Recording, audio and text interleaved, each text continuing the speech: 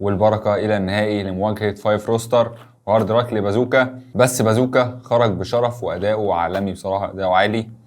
فندخل في النهائي معانا هيجمع ما بين فايف روستر والبركة، وتقريبا البراندين ابتدوا في اسكندرية، فبراندات اسكندرانية وانتشروا بعد كده للقاهرة، وفي منهم اللي خارج مصر كمان. البركة خرج في الدول العربية، يعني شابوه للاتنين وأداء عالي من الاتنين. بس لازم نحسم المواجهة القاتلة دي النهاردة.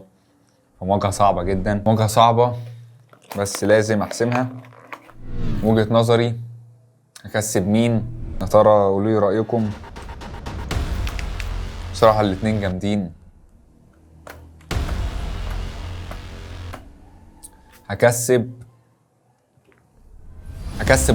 البركة هيكسب معانا النهارده المواجهة. بس طبعا انا بالنسبة لي وجهة نظري الاتنين البركة وفايف روستر تعادل.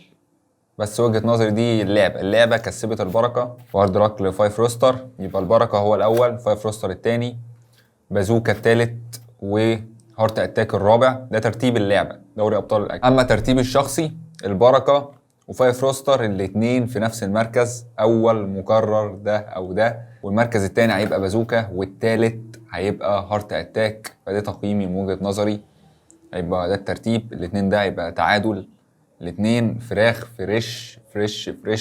اتنين قيمة مقابل سعر، أداء عالي من الاتنين، براندنج هنا وهنا. وطبعا براندنج فايف روستر بصراحة فاجئني كويس جدا ومهتم بتفاصيل كتيرة.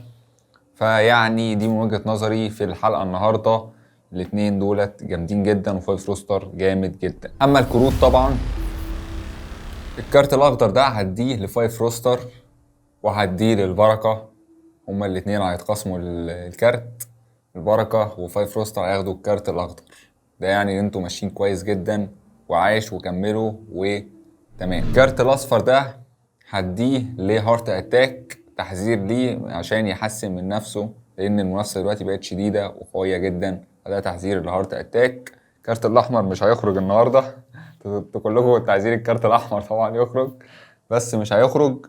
وطبعا بازوكا عايش جدا كويس جدا، ماشي كويس. فبرضه بازوكا كويس، ممكن نبقى نديله الكارت كمان، ياخد الكارت الاخضر هو كمان. فبالنسبه لي دي كانت حلقه النهارده. لو عجبتكم الحلقه ما تنسوش اللايك والشير والسبسكرايب وفعل جرس التنبيهات. تابعني على السوشيال ميديا، اللينكات في الديسكريبشن. واهم حاجه تعملوا سبسكرايب واستنوا كل جديد عشان نكبر في اسرع وقت. واستنوني في حلقه جديده ان شاء الله على سبراي فود. سلام.